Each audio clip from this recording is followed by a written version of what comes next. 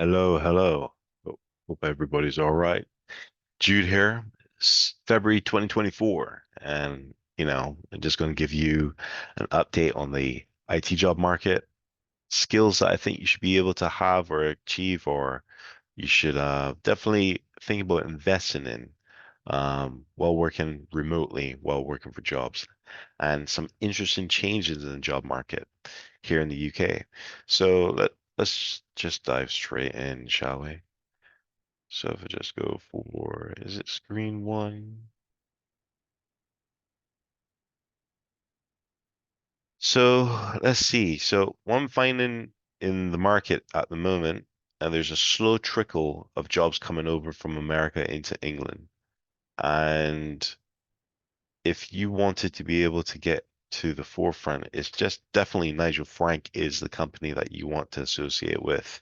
Reason being is because I believe Nigel Frank, and it says in their name, international. They do have offices in America and stuff like that. So if they are looking for some resource here in the UK, that is the company that will be looking for. But here's the thing, right? What I'm finding is that some of these jobs are coming over. It's a list as long as your arm, but to be honest with you, if you apply and just be able to work with them into what it is that they actually want to do, you probably find that it's not too taxing. Now, the rate's not brilliant. It's 300 to 350 per day, but the advantage is it's outside R35. The other advantage is that it's in US time zone, meaning, well, that's specifically Boston here, but Boston at the moment, because our clocks haven't gone back, it's 6 hours ahead. So I think if they start at 9, that means that we will start working for them at 1, 2 p.m. British time. Um, but there's advantage to that. So let's say, for example, that you're in a job and it's not really that taxing. Not encourage you to do two jobs or two remote jobs, but if you do have the time where you've got a job that you're able to achieve everything during the 4 or 5 hours, there's nothing actually saying that you can't take this job up and run with it from 1, 2 o'clock British time till 10 p.m. at night. Now, that basically does mean you got to have a long day of work and stuff like that. But the advantage is that you're building your career. See, I honestly think if you're doing more than one contract, it's not about the money. It's you're skilling up far more quicker than anybody else. Think about it. If you're doing two roles for two different companies and the skill set is allowing you to actually grow and expand, that means that you're growing double the rate. What does that mean? What basically that means is that you're actually going to be supplying a better offer to the market, better resource and stuff like that. It's all about just gaining the skills. So anyway, I thought that's basically what I'll show you. In terms of where I see things in the market at the moment for like contracting. So contracting is a little bit hit or miss. You know, it started to take off in the beginning of the year. Now it's starting to taper down. It might pick back up around April time, but it's not really that exciting, that good. But it doesn't mean that you shouldn't be honing in on your skills. So what skills should you be honing in? The things that you like. Do you like cloud? So go for, whatever cloud vendor that you like, Azure, AWS, Google Cloud. I gotta say, there's some prediction that I was watching on some other YouTube channel where um, Azure or Azure, however you want to pronounce it, should be more popular or be the contender or the leading cloud provider by 2027. Not surprised.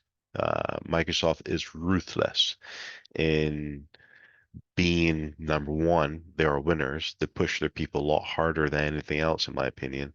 And you probably see that may happen. Who knows? Point being is that don't do technology or don't get involved with something for the money. Get in something you want to have a skill and you want to be able to provide a skill and knowledge that you will actually give to your company so that you can enjoy the work that you're doing. Remember, it's far better to do what you like or love than to do something for money. Yeah. Anyway, so AWS contract at the moment, not really that brilliant. And I'm just keeping it to AWS engineer because just in my opinion, that's what you probably find in the market that's demanding for engineers at the moment. Permanent, there's a lot more permanent roles advertised than than I've seen for a long time. I'm not going to look at the low ball figures. Probably going to look at something more around 75 to 100 to get a good feel for where the market is, looking for those expertise and stuff. And in my opinion, it is up. I didn't see this probably November, December, where roles were advertising above 75 grand. It was very, very few and far between. Now, yeah, it's looking like the market's going back where it's going, you know what? We do need experts. We do need somebody who can come here and do the job. And what that means is that they're going willing to pay that person the day rate or salary to entice them away from the company where they are now to come to the company where there are where they're advertising a role. Now, here's the thing that you need to keep in mind. Just because a company's going to pay you more money doesn't necessarily mean it's safe to go there. Okay? We're still in a situation where um, companies are going bust, downsizing, liquidated, or they're being taken over by another company and stuff like that, being acquired. You need to just make sure that, do the research financially on the company itself. Go to HMRC or Company's House and, see what how profitable is the company? How have they been doing year on year end? Those kind of things. You got to put your accountancy hat on and say, okay, if I go to this company, how likely is it that that company is going to be there in 6 to 12 months' time, right? You got to do that due diligence. And one of the questions that you should ask in the interview is, how profitable is the business? And be open and honest and say, look, I'm seeing that companies are, closing their doors and stuff. I just got to need to make sure that your company that I'm interviewing for, if I'm successful, how profitable is your business? Things like that. It's not a bad answer. It's not a bad question, sorry. Reason being is because you're actually telling that person who's going to hire you that you want to be there long term, as a employee. As a contractor, we're just there to just do the job, do it well, move on. Anyway, uh, that's by the by. So that's AWS. Let's look at Azure. And I'm just going for the two top ones. I don't really look at Google Cloud. Azure, probably in about the same mix. I'm seeing a lot of rules for data. AI is definitely something that's coming up and stuff like that. So hop on that bandwagon. I'm not too excited about data. I gotta be honest with you. There's something a little bit, bland about the topic. But at the end of the day, if you're doing data, you're going to do AI as well because the two go hand in hand. But anyway, it's about the same, you know. So let's go for contracting. And you got relatively a lot of jobs advertised. I would just basically look at the the, the rate of what we're accustomed to seeing. So what we're accustomed to seeing is 500 to 550 for outside role. Inside rules are paying a little bit more, but to be honest with you, when you get hit with the tax, it just doesn't make sense. I'm still seeing potentially duplicated jobs or false jobs being advertised. CV harvesting is still on the rise, if you ask me. I will stick with just knowing good recruitment agencies like IO is a good one. Senator is okay. I don't know about Barnes, but Venturi is really good as well.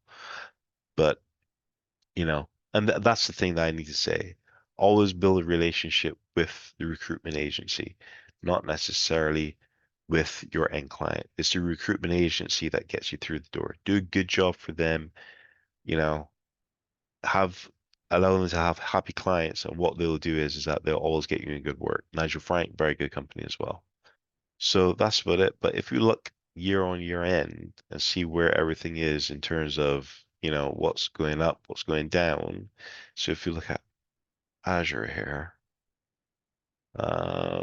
if I look at medium salary for permanent work, there's a little bit mixed in the market. So you got some in negative and some in positive. To me, we are more or less in a we call stale market where it's just like people want resource, but they're not going to pay that much for resource. And what's happening is that internally they're making their people permanent employees do and contractors actually do more work than what they're contracted to. But what's happening is that when you do that, you're burning your employees out. And when you burn employees out, guess what? They go off sick and they're going to go off sick for, they're going to get a doctor's letter. They could go up to like 12 months being sick. And then all of a sudden you need to be able to get some sort of a person to fill that gap. So, there's a little bit of a mix in the market when it comes to those sort of things. Those like contracting, like, you know, so I'm seeing the rates actually up from what was 500 to 600, but this isn't telling me if it's inside or outside R35. Azure Data Architect, not surprised. Azure Architect, a little bit surprised about that. Azure Administrator 625, that's pretty good. And it's plus 56% from last year. But I'm not surprised because last year was like really bad. There's hardly any jobs that were advertised and stuff like that. So for it to be on the up now is a good sign.